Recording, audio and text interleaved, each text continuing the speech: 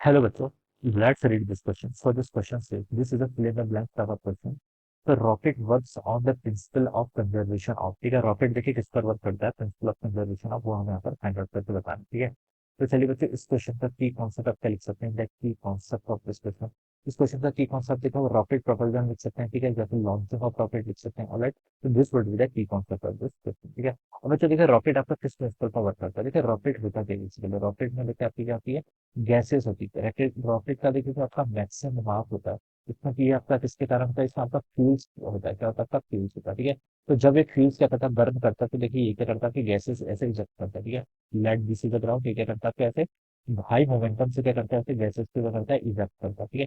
तो जब gases eject होती है तो ठीक है, हम क्या लगाते हैं, गैसेस देखिए क्या लगा रही है, इस जो ग्राउंड है, ग्राउंड पर क्या लगा रही है, फोर्स लगा रही है, किस डायरेक्शन में, इस डायरेक्शन, ठीक है। गैसेस आपने यहाँ पर फोर्स लगा रही है, ठीक है। ये जो गैसेस रिलीज हो रही है, इनके पास क्या होता है, वेरी लार्ज मोमेंटम होता है, ठीक है। क्या होता है आपका, काफी लार्ज मोमेंटम होता है। देखिए इस पर कोई एक्सटर्नल फोर्स नहीं लग रहा है, ठीक है। अगर मैं रॉकेट को एक सिस्टम कंसिडर कर लेता हूँ, तो रॉकेट के अंदर क्या फ्यूल है, फ्यूल जो आपका बर्न हो रहा है, तो बता सकता हूँ एक्सटर्नल फोर्स यहाँ पर आपका कोई नहीं लग रहा है, क्या, there is no any external forces, ठीक है। रॉकेट में खुद का जो फ्यूल है वो बर्न हो रहा है, उसके बर्न होने के कारण आपकी गैसेस क्या हो रही है, इजेक्ट हो रही है। गैसेस क्या लगा रही है, ग्राउंड पर आपका फोर्स लगा रही है। And from the Newton third law method हम बता सकते हैं कि गैसेस ग्राउंड पर फोर्स लगेंगे डाउनवर्ड डायरेक्शन में, तो ग्राउंड भी क्या लगेगा, रॉकेट पर आपका, रॉकेट पर आपका फोर्स लगेगा किस डायरेक्शन में, फॉरवर्ड डायरेक्शन में, ठीक है। तो इसके कारण क्या होता है, रॉकेट क्या कर पाता है, आपका मूव कर पाता है, ऑलराइट। तो हम इसको यहाँ पर ऐसे समझ सकते हैं। और जो आपका रॉकेट प्रोपल्जन का प्रिंसिपल है, it works on the principle of the conservation of momentum. ये किस पर वर्क कर रहा है, क्योंकि नेट एक्सटर्नल फोर्स तो क्या है, जीरो है, ठीक है। यहाँ पर आपका क्या हो रहा है, मोमेंटम कंजर्वेशन हो रहा है।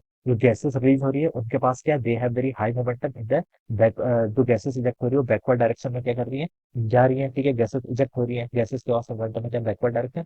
और उसके कारण देखिए जो आपका रॉकेट आ रहा है, रॉकेट पर क्या आ रहा है, फॉरवर्ड डायरेक्शन में मोमेंटम आ रहा है, और रॉकेट क्या कर पाता है आपका, इस तरीके से आपका ये चल जा पाता है, ठीक है, इजेक्ट हो पाता है। तो ऐसा हम इसको ये कर सकते हैं, यहाँ पर से एक्सप्लेन कर सकते हैं।